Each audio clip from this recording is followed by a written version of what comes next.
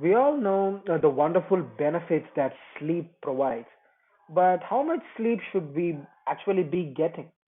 For the average adult, the current recommendation is somewhere between 7 to 9 hours of sleep a night.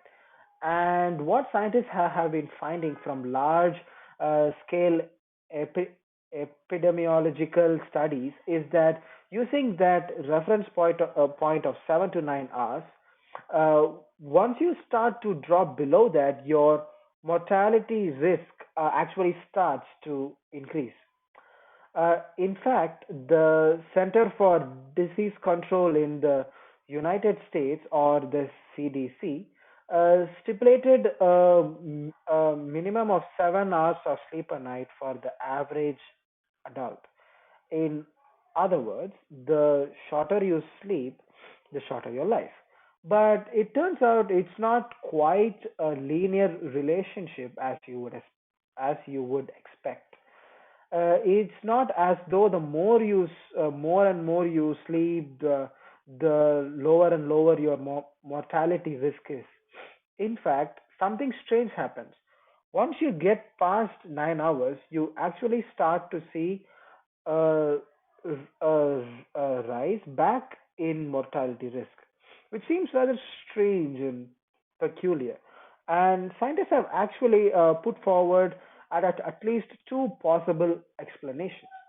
The first is, if you look at those studies, it may be that individuals are suffering from some disease or illness, and when we become infected, typically we try to sleep longer, we stay in bed longer. So in other words, it was the unmeasured disease and sickness in those studies that was triggering a response in those individuals to try and sleep more. And that's one explanation.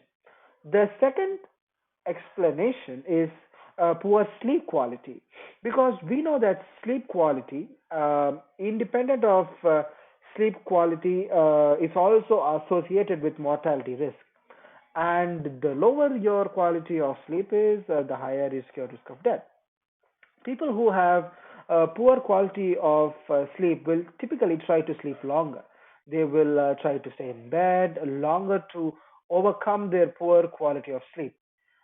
It may be the poor quality of sleep masquerading as long sleep that is associating with a higher risk of death rather than long sleep itself. But if we take a step back and think about society overall, modernity is constantly pushing us towards perhaps work long hours and neglect our sleep.